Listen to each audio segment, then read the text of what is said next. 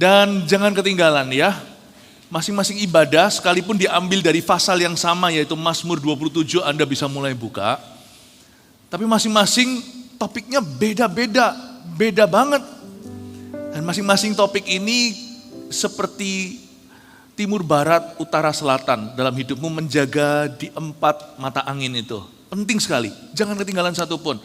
Kalau jemaat di Surabaya udah terbiasa, kalau pas saya yang khotbah, mereka pasti akan cicil semua, habis. Entah mereka mengulang ibadah datang lagi, saya tahu lihat di sini beberapa orang kelihatannya bolak-balik ada di sini. Lebih baik sehari di rumah Tuhan daripada 1000 hari di tempat lain, tapi juga pastikan Anda dengarkan semua, sebab saya nggak akan ulangi. Dan saya menyambut semua GMS Jabodetabek yang sekarang lagi streaming di mana-mana, tidak ada perbedaan tempat dan waktu, I'm with you. Kita baca sekarang firman-Nya, tapi sebelumnya judulnya ini, ambil catatan, kita akan belajar hati yang gak bisa kepahitan. It's very important, this is very important, ini sangat penting. Mazmur 27, ayat yang ke-7 sampai 10 kita baca bersama-sama. Dengan keras dalam hitungan ketiga, 1, 2, 3. Dengarlah saya yang salah, ulang lagi ya. Jet lag ini dari Amerika, masih ngantuk-ngantuk. 2, 3, dengarlah Tuhan seruan yang kusampaikan. Kasihanilah aku dan jawablah aku. Hatiku mengikuti firman-Mu, carilah wajah-Ku, maka wajah-Mu ku cari ya Tuhan. Janganlah menyembunyikan wajah-Mu kepadaku, janganlah menolak hamba-Mu ini dengan murka. Engkaulah pertolonganku, janganlah membuang aku, dan janganlah meninggalkan aku, ya Allah penyelamatku. Terakhir, sekalipun ayahku dan ibuku meninggalkan aku, namun Tuhan menyambut aku. Praise the Lord. Ulang lagi ayat 10, 2, 3. Sekalipun ayahku dan ibuku meninggalkan aku, namun Tuhan menyambut aku. Katakan amin. Katakan pada kanan kirinya, Tuhan sayang dirimu. Tuhan mengasihimu. Amin. Kenapa saya pilih satu topik yang spesifik? Hati yang kebal kepahitan atau gak bisa kepahitan sama Tuhan atau sama manusia. Atau kepahitan sama kehidupan. Karena ini penting sekali. Ada banyak berkat bocor gara-gara negative feeling dan negative thinking. Pemakaian Tuhan gak jadi atau setengah matang gara-gara itu prematur jatuh. Atau apapun yang merupakan janji Tuhan, kita kira Tuhan yang batalkan, ternyata kita yang gak jaga hati dengan segala waspada, gak bisa mengalir janji Tuhan. Perasaan-perasaan seperti benci, marah sama diri sendiri, pahit atau kepahitan, kekecewaan, trauma, semua ini adalah beban dan dosa yang merintangi. Mendingan dosa sungguhan. Kalau dosa kan ketahuan dia adalah dosa, lalu kita hindari atau kita tobati. Tapi negative thinking dan negative feeling atau perasaan negatif, negative vibe atau atmosfer yang negatif di dalam hati dan juga awan kelabu di kepala, kita seringkali gak sadari bahwa itu dosa. Kecewa itu dosa. Kita gak sadar, masa ya? Karena orang kecewa merasa berhak, ada spirit of entitlement di situ. Aku berhak kecewa. Nah itu bahaya. Ketika Anda merasa berhak untuk memiliki sebuah dosa, disitulah susah. Kan ada ayatnya di Ibrani, tanggalkan segala beban dan dosa yang merintangi. Dosa kita ngerti, beban itu seringkali yang merayap tanpa kita deteksi. Dan barangkali yang membuat akhirnya kita mati dan semua rencana tak jadi itu bukan dosa. Dosa iya jelaslah, buktinya perselingkuhan, perzinahan. Jangankan janji Tuhan dalam hidupnya, karirnya pun akan hancur karena itu. Tetapi beban itu loh seringkali yang kita remehkan. Apa itu beban? Ini bukan beban jiwa-jiwa, itu beban dari Tuhan. Itu kuk yang kupasang ringan. Ini bukan beban artinya rasa tanggung jawab atau sense of responsibility. Ketika Tuhan tanya sama Kain, di mana adikmu? Tuhan tahu, Tuhan menguji dia. Emangnya saya ini my babysitternya adik saya? Tuhan berkata, iya. Tuhan gak usah jawab ya, tapi Tuhan berkata, di mana Habil? Darahnya berteriak sama aku, berseru kepadaku dari tanah. Di situ. Ini bukan kalau beban untuk sesama kita, sense of responsibility itu dari Tuhan. Tuhan mau itu. Ini bukan beban itu semua, ini beban yang tergolong dosa. Paling tidak jikalau beban itu sendiri bukan dosa, dia akan menuntunmu pada dosa. Ya kan? Seperti benci tadi yang saya sebut, kecewa, putus asa, trauma. Gimana Allah bisa terus bekerja dalam kehidupan orang yang hatinya begitu? Meskipun kita merasa berhak untuk kecewa, hati-hati saudara. Karena kita sudah dibeli oleh Tuhan. Sekarang kita hidup, dan kita hidup itu berdasar standar yang berbeda. Tuhan yang ajarkan kepada kita untuk jaga hati, Tuhan juga akan memberi kita antidotnya. Tuhan akan kasih kita antibiotiknya kalau kita infeksi. Hati kita harus dijaga, karena Allah belum selesai dengan dirimu. Tuhan masih akan memakaimu. Pernahkah Anda melihat orang Kristen atau anak Tuhan yang memulai dengan roh tapi dia mengakhiri dengan daging? Coba lihat, mungkin orangnya masih tetap takut akan Tuhan, tetapi sudah gak bisa lagi berkutik apa-apa dalam rencana Allah. Tuhan seolah udah mandek, udah berhenti bekerja dalam hidup beliau-beliau atau dalam hidup orang-orang ini. Karena dia gak jaga hati. Karena itu saya memperkenalkan kepada Anda satu booster dari Tuhan. Yaitu hati yang kebal satu virus, yaitu kepahitan. Kalau Anda bisa punya hati seperti ini, niscaya pemakaian Allah akan terus menerus dan terang benderang. Kita lihat ayat 7, ini adalah Mazmur Daud. Daud juga perlu bergumul soal ini. Dengarlah Tuhan, seruan yang kusampaikan. Daud teriak. Kata seru itu bukan doa pelan-pelan. Tuhan berkata sakit Tuhan. Ketika dia disakiti sama mertuanya. Dia dikejar-kejar seperti babi hutan.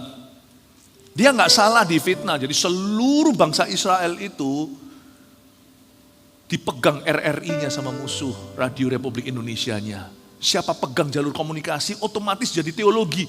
Semua orang percaya Daud. Bayangin, sekalipun dia gak terbunuh, fitnah itu lebih kejam dari pembunuhan. Bayangin Daud dulu punya tetangga semuanya itu segan sama dia. Sekarang semua berkata cek cek cek. Orang apaan tuh kayak gitu. Dia punya batin itu terluka. Dia susah jadi orang. Belum lagi dia sungguh-sungguh dalam bahaya untuk terbunuh. Daud itu mengalami bertubi-tubi. Dia mengalami pencobaan secara fisik dan secara emosi.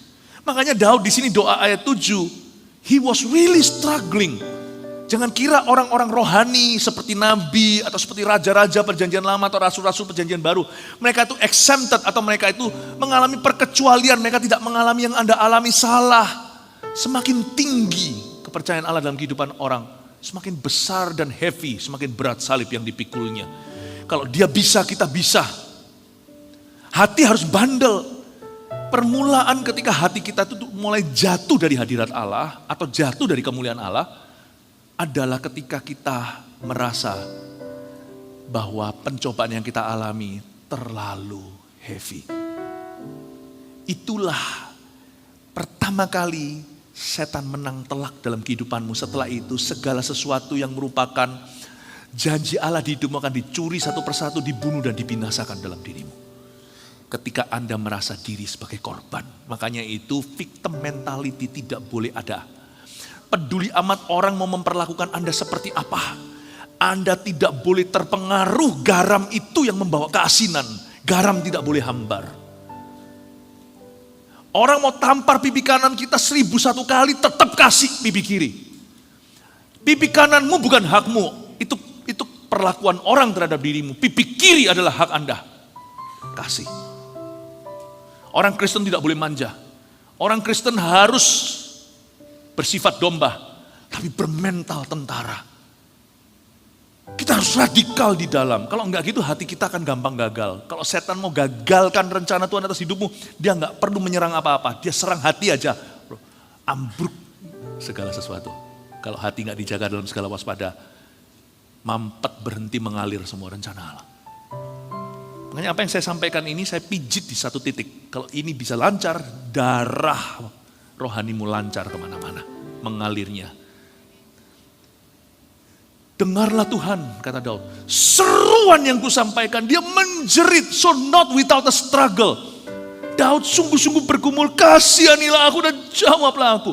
Dari sini langsung saya bisa melihat di ayat 7 bahwa Daud itu mau maju loh. Waktu sakit dia gak berteriak sakit. Waktu sakit dia gak berteriak aduh. Waktu sakit dia berteriak jawablah aku. Itu orang maju. Karena itu jangan kita menangis untuk perkara sia-sia. Don't cry for me Argentina. If you must cry, don't cry like this. Kalau kita memang harus nangis, kenapa dia lakukan begitu? Percuma tangisan itu terbuang sia-sia. Kalau memang menangis, nangislah begini jikalau orang memperlakukan Anda secara tidak adil. Memang dia melakukan seperti itu, tapi Tuhan tolong aku mau ampuni dia. Nah nangislah. Itu orang yang nangis sambil maju menabur air mata. When you are painful, waktu emosimu seperti diiris-iris rasanya. Waktu hidupmu rasanya gak kemana-mana, berat beban yang kau pikul. Berdoalah kepada Tuhan. Makanya ada pepatah berkata, barang siapa bahagia menyanyilah, kata Yakobus. Di surat Yakobus tertulis begini, tapi barang siapa yang menderita, berdoalah. Barang siapa yang sedih, berdoalah. Dan tidak semua doa itu adalah doa sungguhan. Ada orang yang kelihatan doa, tapi doanya muter-muter di padang gurun, cuman mengeluhkan. Jangan hanya mengeluh boleh, tapi mengeluh sambil maju. Dia berkata, Tuhan dengarlah seruan yang kusampaikan. Saya bisa bayangkan Daud basah air mata. Have mercy on me. Dia gak minta dikasihani. Dia berkata, kasihanilah aku. Itu bukan minta belas kasihan. Itu minta perkenanan. Itu minta kekuatan. Kasihanilah aku. And answer me. Dan jawablah aku. Hatiku mengikuti firman-Mu. Carilah wajahku. Maka wajah-Mu ku cari ya Tuhan. Hati yang gak bisa kepahitan seperti apa sih? Nomor 1 catat ini. Hati yang mengikuti remah. Tulis dulu, maksudnya apa? Coba Anda perhatikan di ayat 8. Hatiku kata Daud mengikuti firman-Mu, titik 2, tanda kutip carilah wajahku, tanda kutip baru setelah itu semikoma, koma titik. Saya kalau baca Alkitab spesifik. Dari sini saya tahu bahwa Daud bukan hanya baca Alkitab seperti kita hari ini. Tapi dia dengar-dengaran dari pembacaannya apa yang menjadi suara Allah baginya hari itu. Kalau Anda pergi ke restoran, kadang-kadang misalkan kalau di luar negeri, ada yang namanya mereka serve di situ nggak disebut supnya atau kuah apa, disebut soup of the day. Anda bisa tanya, permisi, apa soup of the day-nya? Dia bisa bilang mungkin, oh tomato soup atau kuah tomat. Atau soup of the day-nya apa? Oh soup of the day-nya mungkin broccoli soup. Atau mungkin clam chowder atau apa, nggak tahu. Tergantung the house, restorannya. Perhatikan kalimat yang dimulai dengan kutip buka, lalu carilah wajahku, kutip tutup. Hati yang mengikuti remah Roh Kudus setiap hari lewat firman-Nya tidak bisa kepahitan. Berkat Tuhan tidak bisa dicuri dari hati yang demikian.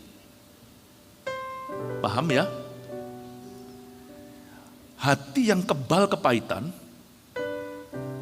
hati yang betrayal proof, sekalipun dikhianati kanan kiri, gak mempan. 1.000 orang rebah di sisi kiri, 10.000 di sisi kanan, gak mempan di hatinya. Hati yang seperti apa? Hati yang mengikuti rema firman. Hati yang mengikuti rema. Rema itu apa sih? R-H-E-M-A. Rema itu artinya spoken word of God. Firman yang diucapkan oleh Allah. Sedangkan di Alkitab kita pegang logos, L-O-G-O-S, yang artinya the written word of God atau firman yang tertuliskan. Firman tertuliskan ini bahan dasarnya, kain untuk buat jas, untuk buat celana. Tetapi tidak ada kuasanya sebelum Anda baca dengan hati yang mencari wajah Allah. Ketika Anda cari wajah Allah, bukan Anda indahkan perasaan Anda. Do not live by your feeling but by faith. Jangan hidup oleh perasaan tapi oleh firman, oleh iman. Dan iman itu timbul dari pendengaran firman. Bukan hanya baca Alkitab. Makanya jangan baca Alkitab asal-asalan. Tutup pintu di belakangmu supaya dengar suara Tuhan waktu baca Alkitab. Dengar suara Tuhan gak tentu bunyinya begini. Demikianlah firman Tuhan. Gak tentu ya. Itu the fashion, itu adalah caranya, fashionnya suara Tuhan seperti apa. Gak tentu, kebanyakan suara Tuhan itu 99% itu suara hati sepoi-sepoi basah. Atau artinya yang maksudnya Atau yang dengan kata lain, the spiritual testimony in you, atau kesaksian roh di dalam dirimu. The guided spiritual testimony atau kesaksian roh yang dituntun. Kalau kesaksian roh, ngeroh namanya. Kalau kita nggak buka ayat-ayat Alkitab, nanti semua perasaanmu adalah firman. Tapi waktu kita buka Alkitab, perasaan kita itu di-guided. Seperti ada lasernya gitu loh, menuntun kita melalui setiap kalimat, kata, dan huruf ini. Dan ini merajut perasaan apa yang boleh kita miliki dan apa yang boleh kita harapkan. Orang yang hidup oleh rema tidak akan peduli opini manusia dan dia tidak akan indahkan perasaannya. Karena perasaannya bisa silih berganti, sebentar sedih, sebentar happy. Sebentar percaya, sebentar tidak. Coba lihat ya orang Kristen yang kedagingan begitu. Doakan dong Pastor Philip supaya saya lebih percaya. Pertanyaannya lebih percaya itu maksudmu adalah perasaan kali. Oh lihat ya, saya disuruh doakan orang, nanti saya belum yakin, saya masuk ke kamar dulu, doa. Dia tidak doain orang itu, dia doakan supaya dia lebih percaya, supaya bisa doakan. Fokusnya ke dirinya. That's not faith. It's feeling. Iman itu tahu bahwa aku berada di posisi ini, saling tanggunglah bebanmu ada ayatnya, saling melayani, ini kehendak Tuhan. Aku pergi ke situ sekalipun aku gak ngerasa pede atau percaya diri, aku akan doa dan berharap sama Tuhan. Mujizat terjadi. Itu baru iman. Iman itu knowledge. Pengenalan akan Allah, bukan pengetahuan belaka. Aku tahu bahwa Tuhan ada berbicara bahwa aku harus melayani, maka aku melangkah. Orang yang hidup dari rema, perasaan tidak bisa tipu daya dia. Opini manusia itu nomor 2 dan 3. Bapak ibu saudara, hati yang mengikuti rema tidak bisa dikibulin setan. Gak bisa dibohongin. Saya dorong Anda mencari rema Tuhan tiap hari, jangan skip ini. Anda lebih baik skip breakfast.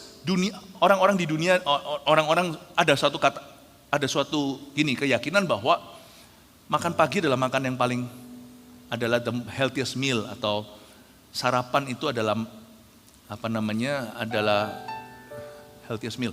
Sarapan adalah dari 3 kali makan adalah hidangan yang paling sehat tiap harinya. Sekalipun demikian, mending saya lewatkan sarapan daripada saya lewatkan firman. Sungguhan, karena manusia hidup bukan dari roti saja, tapi dari setiap firman yang keluar dari mulut Allah. Kalau saya tidak punya rema hari ini, hati saya pasti akan tersesat mengikuti Tuhan. Perhatikan tanda kutip buka dan tanda kutip tutup. Daud ketika berseru berteriak di ayat 7, dia gak berseru sakit aku, tapi kasihanilah aku dan jawablah aku, ayo bawa aku maju. Lalu dia berkata, hatiku mengikuti firmanmu, .2 kutip buka kutip tutup, carilah wajahku. Dengan kata lain, Daud menemukan rema hari itu. Apa yang membuat hari ini hati Anda hambar? Tadi di ibadah sebelum ini saya tantang orang-orang yang pernah trauma. Orang-orang yang pernah kepahitan sama hamba Tuhan atau bahkan sama gereja. Orang-orang Kristen yang pernah terluka, saya panggil ke depan. Hari ini altar call di depan ini menjadi gerbang sampah. Salah satu nama gerbang dari 12 gerbang yang ada di Bait Allah itu namanya gerbang sampah. Orang Kristen perlu dari waktu ke waktu lihat emailnya, email hatinya. Harus di-delete semua itu, sampah-sampah atau semua yang namanya email-email yang tidak berguna. Anda harus aborsi, bukan aborsi baby. Harus aborsi semua beban-beban dan negative thinking, negative feeling itu harus diaborsi. Kalau enggak Anda tidak bisa angkat apa-apa ke depan. Tuhan tidak bisa mempercayakan perkara-perkara berat dan besar. Berat di sini bukan stres, tapi perkara-perkara berbobot dalam kehidupanmu. Penting menanggalkan beban dan dosa yang merintangi supaya Anda bisa lari.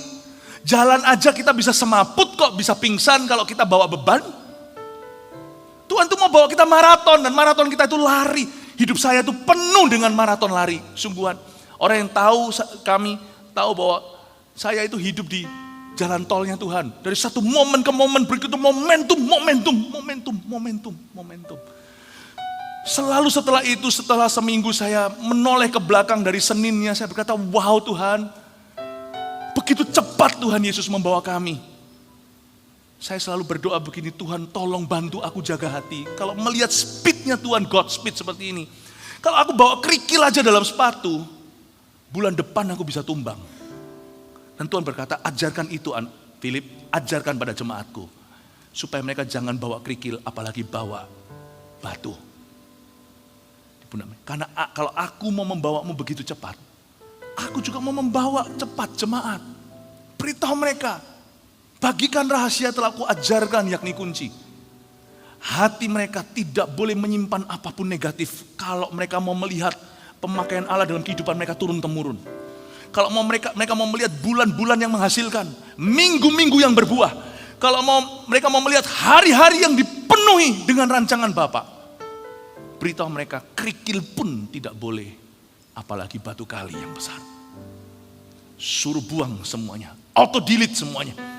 Semua itu benci, semua itu trauma, semua itu negatif, semua itu kesalahan orang lain. Buang semua. Hatiku mengikuti firman-Mu, ajarkan pada jemaatku untuk mengikuti remaku. Setiap minggu kan ada rema di gereja, catat khotbah.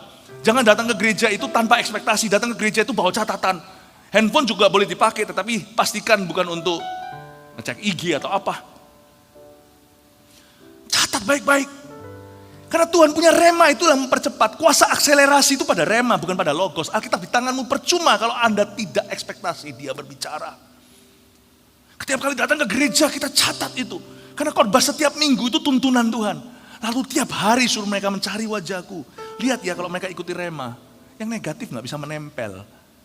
Sungguhan, seperti mereka punya badan rohani atau hidup mereka itu seperti sudah dilumasi oleh oil.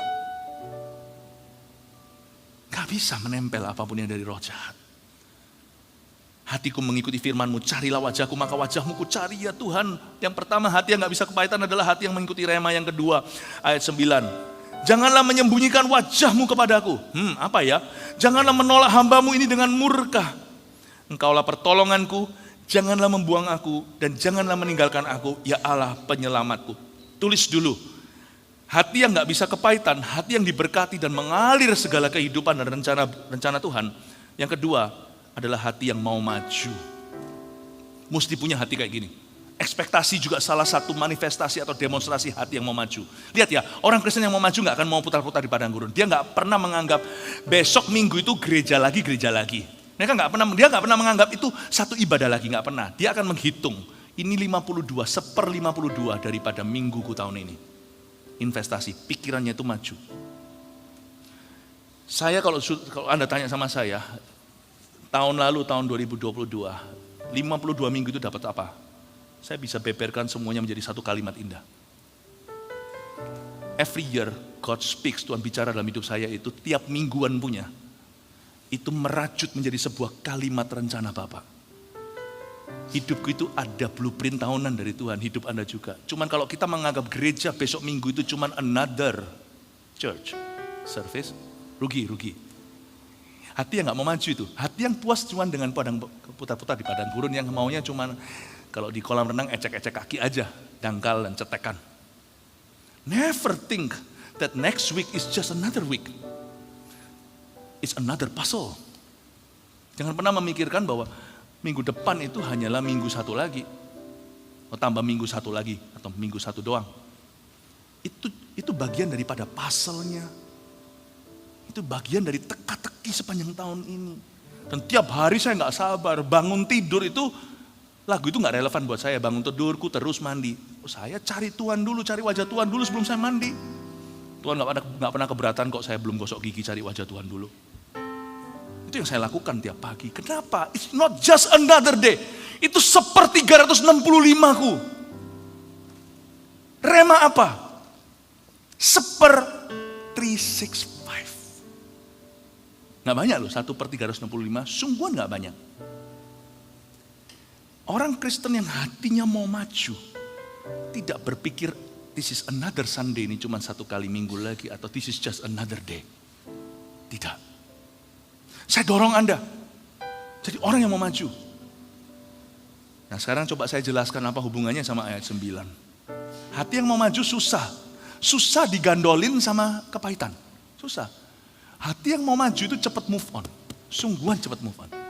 Dia kan merasa, bahasa Chinese-nya 不值得. Not worth it bahasa Inggrisnya. Dihitung-hitung, gak masuk hitungan ini. Kalau aku mandek atau berhenti di hari ini gara-gara si orang itu gimana sama aku, atau gara-gara uangku amblas karena dibawa lari orang, ya udahlah saya belajar. Kalau saya mandek habis di Monday atau Senin ini atau Rabu kelabu atau hari Jumat musibah, enggak tahu apalah hari mana yang Anda anggap sebagai hari disastermu. Kalau Anda mandek di situ, berhenti di situ, disitulah kuburanmu. Tapi saya percaya masih ada Monday berikutnya, masih ada Selasa, masih ada Kamis, masih ada Sabtu. Hidupku masih berlanjut. Hati yang mau maju nggak bisa trauma, nggak ada waktu. Mau tahu nggak sebenarnya ada orang-orang yang kepahitan, terus kepahitan lagi didoakan. Itu sebenarnya masalah kalau kita konseling orang gitu, jangan urusannya soal kepahitannya dia, tapi soal fokus hidupnya, sungguhan. Soalnya kalau orang itu mau diusir terus setannya, 7 kali lebih jahat datang, lalu hal lain kali 7 kali lagi jadi 14, 21, minggu depannya saya harus urusi 28 spirit dalam dirinya. Lama-lama saya mulai mikir ya, kok kenapa ya ditambal giginya lubang lagi, tambal lubang lagi. Kalau saya jadi dokter gigi, saya tanya, lu makan apa? Saya makan kerikil, makan batu. Nah yang itu percuma gua tambal. Percuma saya tambal terus giginya, kalau sana makan batu. Percuma saya usir setannya, kalau fokusnya nggak maju. Selama kita fokus ke diri sendiri, bahasa Surabayanya nggak mari-mari, nggak selesai-selesai, saudaraku. Urusan dengan dirimu nggak akan pernah berhenti. Makanya saya pernah deal dengan orang begini, lalu saya beritahu gini ya, saya mau doakan. Saya dicekik gini, saya ditindih, ya saya mau. Tapi saya sana janji ya. Setelah saya doakan, setan ini 1 kali lagi keluar. Saya nggak mau loh terus ngeluarin setan dari badanmu. Nanti saya lama-lama dianggap langganan. Ya, nanti jadi langganan kan, langganannya setan. Saya nggak mau loh ya. Kalau bisa saya udah usir, nggak pernah ketemu setan ini lagi di dalam dirimu. Kenapa saya ketemu setan ini sama dulur-dulurnya? Minggu depan saya ketemu 7 yang lain. Dulur-dulurnya setan-setan ini, kasen-kasennya, sepupunya. Saya nggak mau loh. Kamu jangan borong saya semua, saya juga milik jemaat yang lain. Kenapa saya harus langganan terus ngusir setanmu terus? Saya bilang sana janji ya setelah saya doa dan tengking ini. Mulai hari ini fokusmu maju. Kamu gak usah mikirin terus, aduh perasaanku kenapa aku di sini. Why does the sun go on shining? Why do the birds rush to shore? Don't they know it's the end of the world? Cause you don't love me anymore. Berhenti sudah. Jangan meratapi diri. Jangan mengasihani diri sendiri. No victim mentality. Jangan bermentalkan korban. Mulai hari ini, beritahu pada diri sendiri, aku berguna, aku mau maju, aku mau dipakai Tuhan. Aku mau berbuah. Lihat nanti ya, setan mau masuk ke Anda pun dia alergi. Bukan 7 yang masuk besok, paling cuma 1 yang bandel, yang cukup keras kepala, tapi lama-lama pun kalah. Orang ini berubah sekarang. Sekarang mulai memimpin, ikut melayani. Tapi sekali-kali kumat ya saya tegur lagi. Hei, ternyata setannya berambut hitam. Dirinya sendiri yang utama itu setannya. Siapa tahu setan di hidupmu yang selama ini Anda merasa terganggu, gak bisa maju, seperti ditahan-tahan apa, seperti ada sumbatnya. Jangan-jangan setan itu namanya sama dengan dirimu. Yaitu diri Anda sendiri. Sorry kalau saya ngomongnya terlalu terus terang. Saya gak suka basa-basi. Waktu gak banyak. Kalau menyampaikan firman saya harus beritahu sesuatu yang sungguh-sungguh mengubahkan. Kalau memang harus amputasi, saya amputasi sekarang. Apapun yang rohani yang salah dalam hidupmu saya amputasi. Karena tugas kami adalah itu dalam pengembalaan. Saya harap Anda mengerti ini, hati yang mau maju. Saya tunjukkan ya sekarang ya Daud ya. Cara Daud menghadapi masalah batinnya dia. Masalah batinnya Daud nyata loh ya. Dia ini dikhianati kanan kiri. Kalau Anda baca biografinya di buku Samuel, di Tawarik semua ada. Kalau Anda baca di Mazmurnya Anda tahu Daud ini. Aduh, dia punya 1001 alasan yang absah. Validasi, verifikasi, terverified dia punya alasan untuk marah itu ada. Dan belum lagi bahaya fisik yang nyata yang dia harus hadapi. Kita loh. Dalam perjuangan kita melawan dosa belum sampai mencucurkan darah. Belum meneteskan bahkan. 1 droplet darah pun belum. Daud ini sungguh-sungguh berdarah-darah. Lempar lembing pernah. Paulus itu disesah 40+1 kayak Yesus begitu. Itu sakit luar biasa. Tapi coba lihat ya spiritnya dia. Perhatikan attitude-nya. Pernah ada orang berkata, your attitude will determine your altitude. Sikap hatimu akan menentukan setinggi apa Allah akan membawamu itu betul juga. Coba lihat dalam semua pergumulan nyata yang harus Daud hadapi sebagai seorang raja. Ayat 9 dia berkata, janganlah menyembunyikan wajahmu kepadaku. Janganlah menolak hambamu ini dengan murka. Sudah bisa memperhatikan sesuatu enggak? Semoga Anda tercelikkan. Dia punya keluhan itu ada esensinya. Ada permohonannya. Dia enggak keluhnya aduh. Atau salahkan sana sini, tuding-tuding jari, atau dia udah ngambek rohani, enggak. Dia bisa menaruh dalam kata-kata. Hatinya itu mau maju. Salah satu cara untuk maju dalam Tuhan adalah mengidentifikasi bebanmu. Kita harus bisa mengidentifikasi beban. Apa kabar? Kenapa? Masalahmu apa? Banyak. Ya, banyak mulai dengan satu. Banyak. Lah ya mulai satu, Nona. Nggak bisa. Nah itulah permulaan kematian rohani.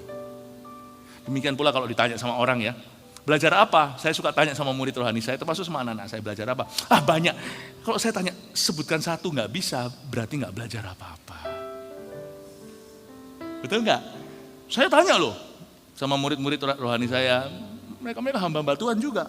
Saya tanya, belajar apa tadi? Banyak kok, banyak.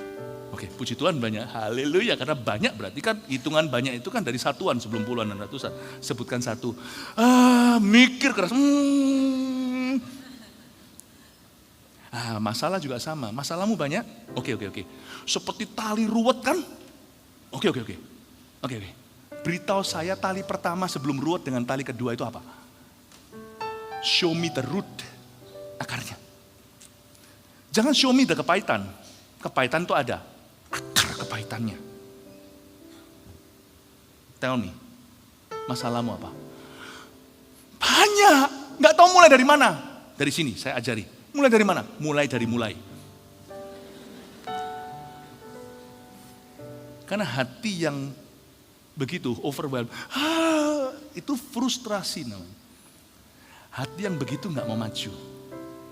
Orang mau maju itu sebut satu. Sekalipun mungkin yang dia sebut itu nomor 3. Dia gak sadari nomor 1 bukan itu, gak apa-apa. Selalu mulai dari 1. Gak tentu mulai dari nomor 1. Mulai itu selalu dari 1. Coba lihat ya, orang kalau mau di konseling ya, mulai dari 1 dia ngomong itu. Gak tentu itu yang nomor 1, itu mungkin nomor 7. Tapi setelah dia bergulir, keluar semuanya. Tadi bilang gak ada, nanti 3 jam gak selesai-selesai dia bercerita. Betul atau betul? Kalau Anda mau maju, identify one. Tapi setanku ada banyak, 7. 1 itu bawa 7, berarti ada 8. Sebut salah satu. Aku gak tahu yang mana perjinan ada. Aku udah masuk dalam percabulan gara-gara ini, sekarang aku begini gitu, aku pernah ke orang pintar, ya sebut satu. Aku gak bisa ngampuni papaku. Nah itu dia. Mulai dulu satu dong. Mulai dulu. Hati yang mau maju akan menyebut satu. Ada esensinya, ada substance-nya. Hati yang gak bisa kepahitan adalah hati yang bisa mengidentifikasi. Karena itu penting sekali setiap hari itu kita tenang. Jangan panik menghadapi apa-apa. Dari segini banyak, kayaknya kalau kita mau masuk hadirat Allah itu ada 1001 permintaan, gak tahu mau minta dari mana. Sama dengan Tuhan sama, minta satu dulu. Kalau kita lagi punya banyak kebutuhan, ini tagihan. Di sini keluarga salah satunya kanker stadium 3. Yang sini sekarang lagi ada masalah dalam pelayanan saya. Dan begini-begini, Tuhan mulai dari mana?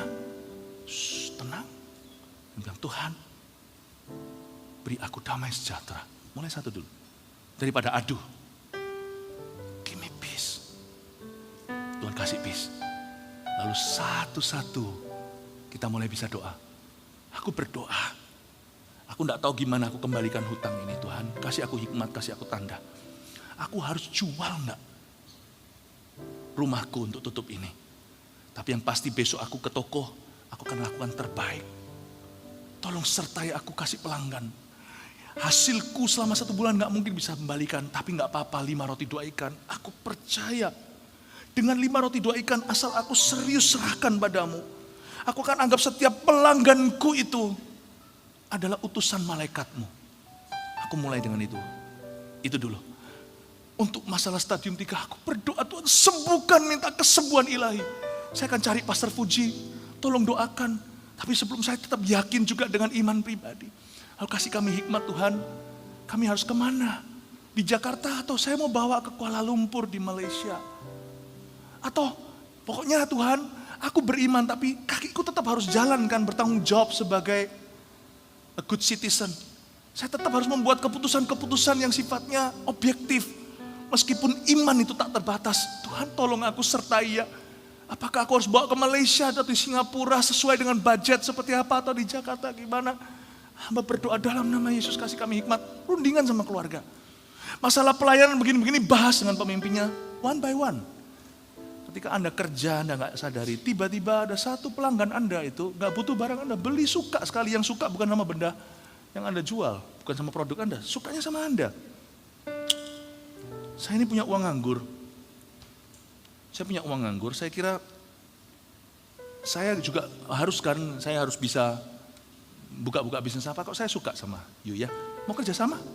Saya suntik dana. Hah?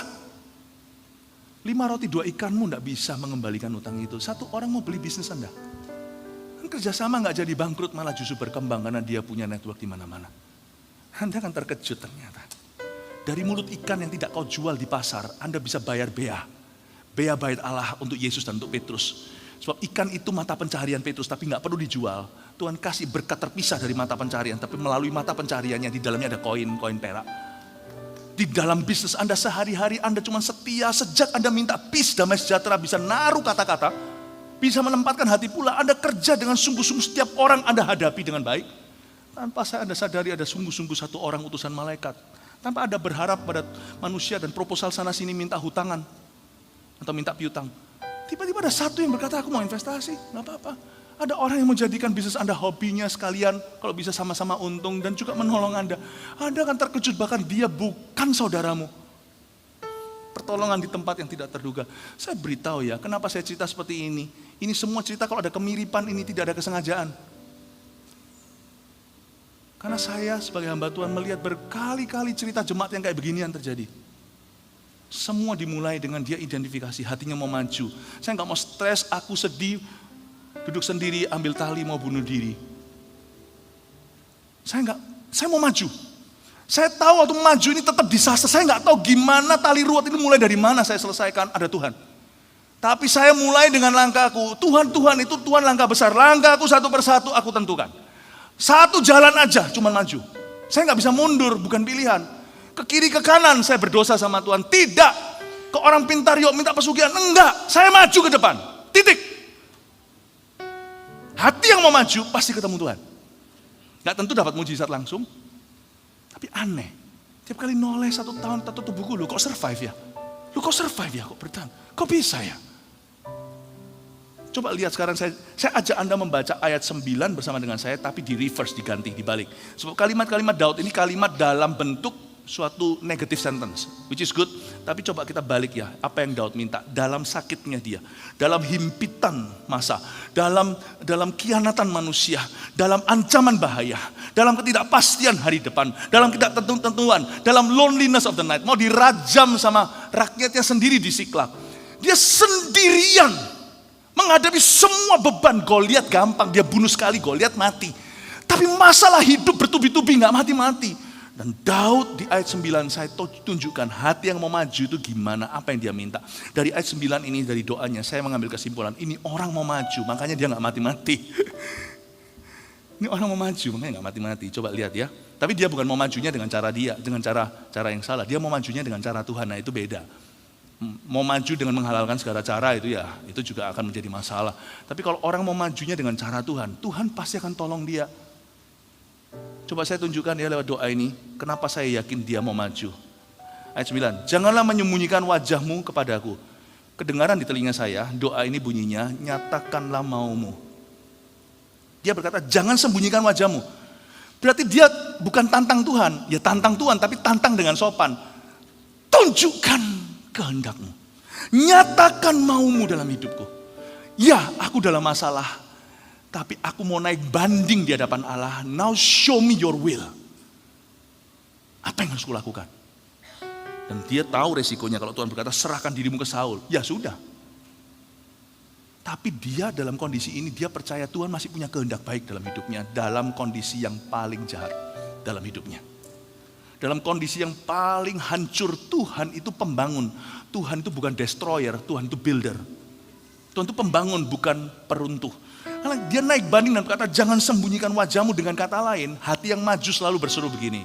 In this circumstance, dalam kondisi ini yang rumit, show me your will. Wow. Segala resiko loh ya. Daud tidak minta, orang itu kadang-kadang kalau minta sama Tuhan itu sudah menentukan dulu dia maunya apa. Dia mintanya betul-betul sebagai kertas kosong. Show me your will. Itu berarti suruh ngampuni ya dia ampuni musuhnya. Andai kata dia berkata, kasih semua domba ternakmu itu ke Saul dan kawan-kawannya, dia pasti harus kasihkan pipi kirinya dengan segala resiko. Tapi Daud desire, dia merindukan kehendak Tuhan. Show me your will. Jangan menyembunyikan wajahmu kepadaku, itu positifnya, nyatakanlah maumu atau kehendakmu. Janganlah menolak hambamu ini dengan murka. Terimalah saya. Tuhan, terimalah saya. Aku ini mungkin sudah dilupakan oleh masyarakat. Bahkan ayah ibuku pun meninggalkan aku, ayat 10 tadi yang kita baca 2 kali. Saya nggak tahu kenapa dia bilang begini. Apa mungkin ayah ibunya sendiri kemakan fitnah? Nggak tahu ya. Masa ya anakku gitu? Jangan lupa loh ya, papanya itu lupa dia loh ya waktu Samuel datang tuh Urapi. Daud ini nggak tahu sebenarnya dia anak kandung atau bukan, tapi yang pasti dia seperti anak tiri. Jadi dia berkata, jangan menolak hambamu ini dengan murka. Dia merasa semua orang sudah nggak percaya saya. Dia tantang Tuhan berkata, tapi Tuhan terimalah saya. Sekalipun kalau saya salah, tolong tegur aku. Kalau saya sampah, terimalah saya. Daur ular. Jangan didaur ular. Oh, daur ular boleh jadi domba ya. Daur ulang aku Tuhan. Jadikan aku sesuatu. I love it. Anda belum merasakan stresnya Daud. Waktu saya baca ini dari ayat 1 pun saya bisa rasakan stresnya banget. Orang ini menghadapi sesuatu yang luar biasa. Nyata. Tapi dia berkata, terimalah saya, jangan tolak aku ya Tuhan, please. Engkaulah pertolonganku. Bunyinya berarti, tolonglah aku untuk bangkit. Engkaulah pertolonganku itu seperti menyinggung Tuhan dengan sopan. You are my help, so help me, SOS Tuhan. Bantu aku untuk bangkit. Kalau cuma bantu doang kan satu sisi. Coba lihat permintaan berikutnya, kita langsung tahu dia minta dilibatkan. Janganlah membuang aku dan janganlah meninggalkan aku. Tahu nggak ini apa dalam bahasa Inggrisnya? Involve me in your next plan. Oh, I love this. Ini orang percaya dirinya. Dia bukan pede, dia percaya Tuhan. Sampai-sampai kita salah paham, kira dia percaya diri. Tapi orang yang percaya Tuhan pasti berujung percaya diri. Orang percaya diri doang nggak tentu percaya Tuhan, akhirnya bisa mengecewakan. Dia berkata, jangan buang aku ya Tuhan, janji sama saya. Jangan tinggal aku di rumah atau tinggal aku di belakang. Jangan meninggalkan aku alias ajaklah aku dalam rencanamu dan sertailah. Merinding saya. Saya bilang hati kayak gini saya mau dalam ministry. Hidup itu kan peperangan. Hati seperti ini saya mau dalam pernikahan. Yang pantang menyerah. Tuhan, involve me in your next plan. Daud Tuhan, apa mamanya aja udah gak mau. Aku udah dibuang sama semua. Kiranya, seperti Yabes kan, engkau memberkati aku berlimpah-limpah. Ini bukan bicara soal materi. Orang seringkali salah ngerti kiranya kemakmuran tuh Yabes. Bukan. Yabes itu bicara tentang trust. Trusting God in your most difficult hour. Mempercayai Tuhan di jam yang paling berat dalam hidupmu. Dia berkata, jangan buang aku, kiranya engkau memberkati aku dan memperluas daerahku. Involve me dan sertai. Kenapa sekarang saya ngerti kenapa dia disebut orang yang hatinya berkenan pada Tuhan. Dalam bahasa Inggrisnya, a man after God's own heart. Orang yang hatinya itu kejar Tuhan, kejar Tuhan. Karena waktu dia sakit pun dia berkata, dia tidak berkata aduh, dia berkata, bangkitkan aku. Bangkitkan aku, ada lagunya, bangkitkan aku, bangkitkan aku. Jadikan aku hambamu yang setia. Lalu terakhir, ya Allah penyelamatku, inilah yang disebut dengan send buttonnya kalau kita lagi WhatsAppan atau WA, send, kirim. Ya Allah penyelamatku itu sounds to me kedengaran seperti let's go. Ada optimisme. Jadi 2 tulis ya, hati yang mau maju itu nggak bisa kepahitan. Di ayat 9 harusnya Daud kepahitan. Kalau di ayat 9 kepahitan, ayat 9 tidak ada, ayat 10 nggak ada, 11, 12, 13, 14, 16. Tapi di ayat 9 dia berkata, aku nggak akan kepahitan. Aku akan ampuni Saul. Aku akan hadapi Goliat berikutnya. Orang-orangku yang mau rajam, aku akan api-apikan diri di Siklag, aku akan kuatkan diriku dan aku akan berkata sama mereka, ayo guys, come on guys, jangan begini. Saya tidak akan menganggap itu sebagai sesuatu. Nggak menjadi apalah, istilahnya nggak apa-apa. Kalian begini, saya lupakan lain hari. Besok saya sudah nggak ingat kesalahan kalian. Kalian ini mau bunuh saya. Karena kalian sendiri kepahitan, nggak apa-apa. Sudah, aku tolong kamu. Hari ini kamu bukan partnerku, hari ini kamu adalah pasienku. Lai. Sini. Ayat 9 dia gitu. Nggak jadi berhenti. Gara-gara ayat 9 ini, Anda lihat nanti semua cerita kemenangan Daud itu ditawarik di Samuel. Coba baca, disitulah lanjutan daripada Mazmur 27. Mazmur 27 berhenti di ayat 14, tapi lanjut ditawarik. Kemenangan sampai pahlawan Daud. Every great man of God, setiap hamba Tuhan yang diurapin pakai Tuhan. Pendeta atau bukan, semua cerita hebat dari Tuhan. Itu selalu dimulai dengan ada ayat 9 kuburan, tapi dia lalui seperti melalui kalajengking. Lalu Anda cuma lihat suksesnya orang itu. Anda tidak lihat baptisan apinya. Tapi Anda merasakan baptisan apimu, karena menolak untuk melihat apa yang di depan. Tapi kalau Anda bisa percaya di depanmu, ada perkara-perkara yang tidak kau bayangkan. Mata tidak pernah lihat, telinga tidak pernah dengar. Anda tidak akan mau dikuburkan di ayat 9, hatimu akan mau maju. Amin Bapak Ibu. Terakhir. Yang terakhir ini yang manis sih. Saya kasih definisi baru untuk iman.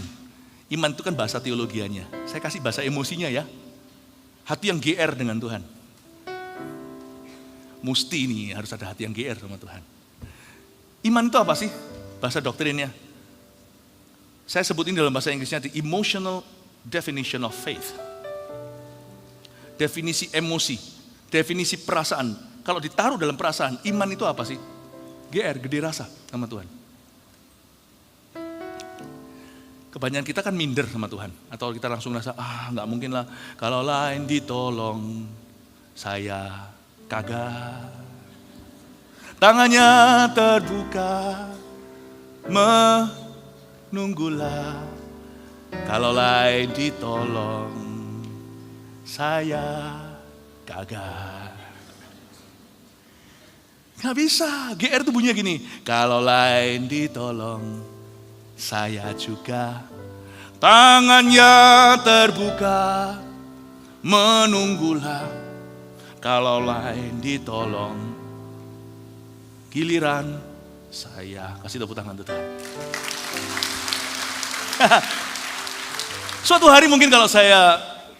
Suatu hari kita ke sorga, lalu Tuhan akan rewind sedikit cerita kehidupan kita, kan Alkitab mengatakan mahkota kebenaran, itu kan bicara tentang mahkota kehidupan, kan hidup kita pasti dibahas tuh. Nanti mungkin Tuhan, mungkin ya, ini GR-GR aja, mungkin ini dalam bahasa saya ya, ilustrasi aja. Mungkin Tuhan berkata, kamu ya, ini dasar kamu tuh seki anak kecil ya. Kamu tahu nggak harusnya mujizat ini nggak terjadi sama kamu, tapi karena kamu GR sendiri, ya udah mesem sendiri, senyum-senyum, saya kata yes, aku pasti ditolong akhirnya. Malaikatku utus. Seharusnya enggak loh. Tapi karena kamu so yakin gitu loh. So yakin sampai malaikat sungkan kalau nggak nolong kamu. Ada banyak mujizat yang harusnya saya tidak alami. Sebenarnya saya jujur rasakan itu kasih karunia. Kalau Anda harus alami mujizat itu bukan namanya grace atau kasih karunia. That means you earn it, you deserve it. Berarti Anda layak menerimanya. Berarti ada mujizat dan berkat tertentu yang harusnya Anda tidak alami. Tapi karena kegeeranmu. Ya, bahasa Surabaya mesam-mesam sendiri, senyum-senyum. Akhirnya Tuhan berkata, ya, sudahlah. It's yours. GR. Tok pintu pukul 3 pagi. Minta roti. Nggak tahu malu, ketuk terus pintu tetangganya. Karena ada satu orang tamu datang minta roti. Coba lihat ilustrasi Yesus dan berkata, sekalipun kalau sifatmu nggak malu dan tetanggamu itu nggak mau, tapi karena sifatmu yang begitu kukuh, dikasih kepadamu. Bapa memberikan Roh Kudus pada barang siapa yang meminta. Luar biasa nggak? Kok yakin di rumah itu ada roti? Ketuk-ketuk lagi, kok pasti tetanggamu itu kok sok kenal, sok akrab. SKSD, sok kenal, sok dekat. Ketuk-ketuk minta, tolong kasih ini tamuku, kasih roti segalanya. Tuhan berkata akhirnya dikasih. Ada berkat yang harusnya will not come your way. Tapi karena kita GR sama Tuhan, dikasih. Saya rasa ada banyak hal itu yang begitu sih. Dalam hidup saya akui nanti suatu hari saya akan ngerti dan saya akan tersipu-sipu depan Tuhan berkata, sorry ya Tuhan. Dan Tuhan mungkin akan tepuk-tepuk kepala saya, ya belai-belai dan berkata, nggak apa-apa, I don't mind, aku nggak keberatan. Aku murah hati. Amin Bapak Ibu. Makanya orang yang negatif, ngeluh terus, ngomel terus, nggak pernah diberkati Tuhan, nggak pernah dipakai Tuhan. Diberkati bisa, dia nggak bisa nikmati berkatnya. Coba lihat, orang yang selalu nggak bisa, padahal dia pilihan pertama, S3, mending pilih S1 atau S3 sekalian, SD, SMP, SMA. Daripada kerja sama orang yang pinter, brainy, tapi nggak bisa, bukan. Ya saya tahu logika, tapi nggak ada GR-nya gitu loh. Nggak ada gimana gitu loh, optimisnya tuh nggak ada. Iman itu bukan optimisme, nanti saya jelaskan di ibadah berikutnya. Apa hubungannya? Optimisme kita bukan berdasarkan positive thinking. Tapi kalau Anda tidak bisa GR sama Tuhan, jangan heran ya berkat akan dipindah ke sini. Karena saya lebih GR dari Anda. Ayo, mari kita GR sama Tuhan, yang GR sama Tuhan makin berdiri sekarang. Berikan tepuk tangan untuk Tuhan. Haleluya. Nyanyi satu lagu apa? Gini ya, saya kasih altar call ke depan ya. Di sini kan ada tempat, di gereja kita di mana-mana GMS Jabodetabek juga sama. Kalau Anda merasa terpanggil sesuai dengan apa yang Anda alami hari ini, maka Anda bisa maju. Seperti yang dikatakan Mazmur 27. Jikalau, jujur aja. Jikalau di hatimu masih ada kepahitan. Dan yang paling umum adalah ini, kok saya rasa di ibadah ini, orang-orang yang gak bisa menerima kegagalannya sendiri, yang susah move on dari masa lalunya. Anda boleh maju nanti yang pertama-tama. Tapi juga setiap orang yang hari ini rindu dan berkata, gak harus yang kepahitan apa, tapi yang berkata, Tuhan oke, aku mau serius dengan Kristus.